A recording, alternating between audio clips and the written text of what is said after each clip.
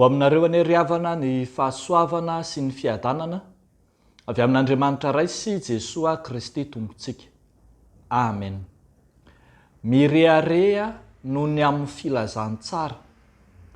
Mirearea noho ny amin'ny filazantsara. Zany no asongado mofinainantsika aneo amin'ny bokin'ny Korintianina faharoa toko fahafolo, ny andininy faharoa ambin'ny folo hatramin'ny fahavalo ambin'ny folo. Vakina amin'ny anaran'i Jesosy manao hoe: fa izahay tsy sahanao ny tenanay ho isan'ny sasany izay midera tena na ampitany tenanay aminy, fa tsy endry ireny, satria manoatra ny tenany amin'ny tenany sy mampitany tenany amin'ny tenany. Fa izahay tsy mba hireharetsy amin'ny ohatra, fa araka ny ohatra voafaritr'Andriamanitra ho anjaranay, dia ohatra miatra aminareo. Fa tsy toy izay tsy miatra aminareo izahay, ka mihoatra ny faritry ny anjaranay, fa tonga hatrany aminareo azy izahay amin'ny filazantsara ny Kristy. Tsy mirehareha, tsy amin'ny ohatra, amin'izay nisasarany sasany izahay, fa manana fanantenana izahay fa rehefa mitombo ny finoanareo, dia ho alehibiazina ao aminareo izahay, araka ny voafaritra ho anjaranay, sady mbola androso ihany, ka hitoro ny filazantsara amin'ny tany any ankoatra anareo, ary tsy hirehareha amin'izay efa vonona rahateo ao anatin'ny voafaritra ho an'ny sasany. Fa izay mirehareha dia aoka Jehova no reharehany, fa tsy izay mitera, tsy izay midera tena no ankasitrahany, fa izay derain'ny Tompo. Ray Masino, manamasinanay amin'ny fahamarinana, ny teninao ny fahamarinana. Amen. Mirehareha noho ny amin'ny filazantsara. Ny apôstôly Paoly eo am-pitadiavana fitoniana, eo amin'ny mpitadiavana fankatoavana tamin'ireo mpino tany Korinto. Fantatsika tsara mantsy fa niteraka ady hevitra be teo anivon'ny fiangonana tany Korinto ny maha apôstôly na tsia any apôstôly Paoly. Nisy tamin'ireny sokajin'olo ireny no nanome tsiny, nandany maha apôstôly azy, ary nisy ny nanohitra, nisy mihitsy aza no nanevateva tamin'ny endriny maro samihafa ka nanome tsiny ny apôstôly Paoly izay nitoro ny filazantsara teo aminy. Ho famalina reny rehetra reny dia nasongadin'ny apôstôly Paoly eto amin'ity taratasy ity, taratasy na epistily izay entiny ilazana fa tonga amin'ny fanetretena, fa tsy aviavy na masika araka ny filazan'ny ireo Korintianina azy, tsy akory. Tonga ny apôstôly Paoly manandratra ny voninahitr'Andriamanitra tamin'ny asa fitoriana filazantsara izay nataony. Zay manko no hevitry ny teny hoe mirehareha, manome voninahitra, ka ny voninahitra tokony homena dia an'Andriamanitra izay tompony fitoriana filazantsara izay atao ihany. Io fitoriana filazantsara izay imasomason'ny apôstôly Paoly io, dia fitoriana filazantsara tsy miankina amina olombelona, tsy miankina amin'ny tena, fa raha izany dia mandeha araka ny nofo ihany, ary dia ambara ny apôstôly Paoly eto fa tsy endry ireny, fa manohatra ny tenany amin'ny tenany ihany, ary mampitany tenany amin'ny tenany ihany, zany hoe manankina ny asany amin'ny tenany ihany.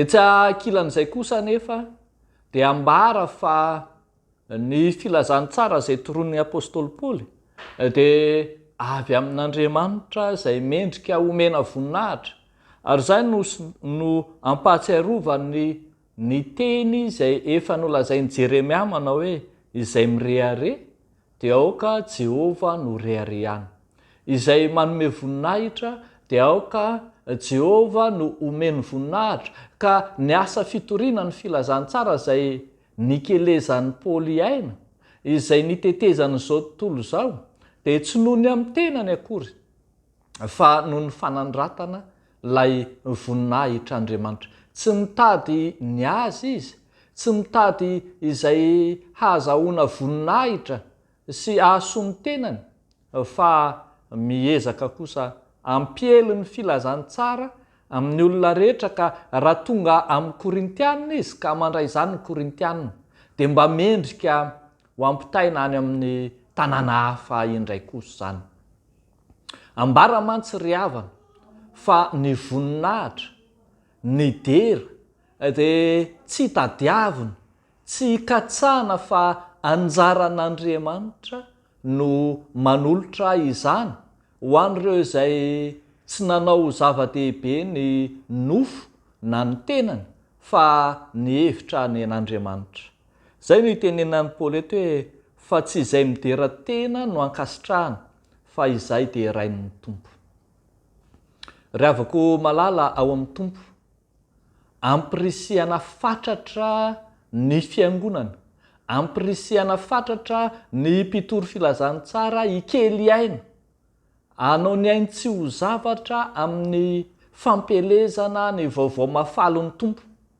Kanefa eo anatrehan'izany rehetra izany dia anao izany izy tsy noho ny amin'ny maha-olombelona amin'ny mahanofo azy na hitady izay valim-pitiny sahady dia ny etỳ an-tany tsy hisy ho raisiny intsony rahatrizay fa anao izany kosa izy satria izany no mendrika ny voninahitr'Andriamanitra.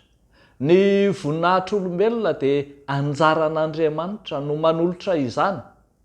Asa raha tadidintsika anie nisy fotoana ny mpianatra ny rahan'i Jesoa hitory filazantsara ny 70 ny raha nandeha tsiroaroa ka rehefa niverina avy any dia faly ery fa hoy Jesoa taminy manao hoe aza mifaly satria manaiky anareo ny fanahy fa mifalia fa voasoratra any an-danitra ny anaranareo. Ny fireharehana zany dia tsy lay asa vita, tsy lay anandratana ny maha-olombelona fa lay fiheverana ara-panahy ataon'Andriamanitra no zava-dehibe. Ry havako malala, isika mpitory filazantsara rehetra, ny mpanao tafika masina rehetra, mifanandrify indrindra amin'ny alahady ny sampanasa asa fitoriana filazantsara ho antsika AFF tsarovy ndrao hosilafaka na ho azo mpanahy ao anatin'ny fireharehana noho ny amin'ny zava-bita maro samihafa amin'ny fitoriana filazantsara isika ka hihevitra ny tenantsika anao ny tenantsika ho zavatra, hihevitra fa isika no nahavita izao na nahavita izatsy na nahavakilay taharoa, asongadino mandrakariva ny voninahitr'Andriamanitra fa anjaran'Andriamanitra no manasongadina antsika.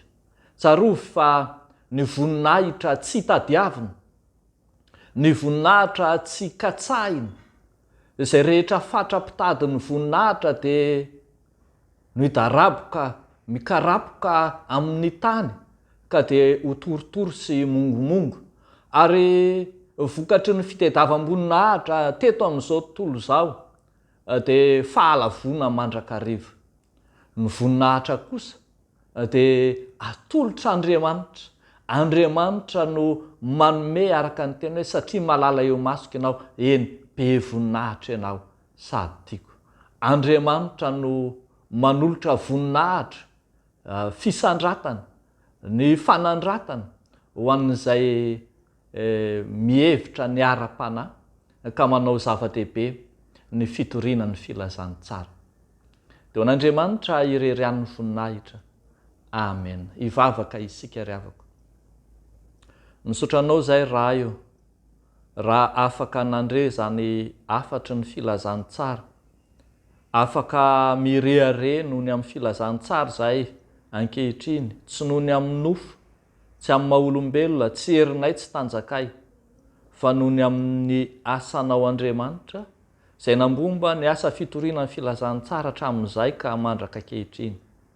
Ary mbola izany no hitondranay ambavaka aminao manokana ny sampanasa asa fitoriana ny filazantsara amin'ny fikelezanainy, amin'ny fitoriana filazantsara, dia entinay ambavaka manokana ireo birao, komity, ireo rafitra sy ambaratonga samihafa izay mandraikitra ny asa fitoriana filazantsara eo anivon'ny fiangonanao. Dia ampaherezo Tompo tsy handeha irery fa hiaraka aminao hatrany amin'ny asany rehetra. Amin'ny anaran'i Jesosy nanaovanay izany mivavaka izany. Misaotra Tompo. Amen.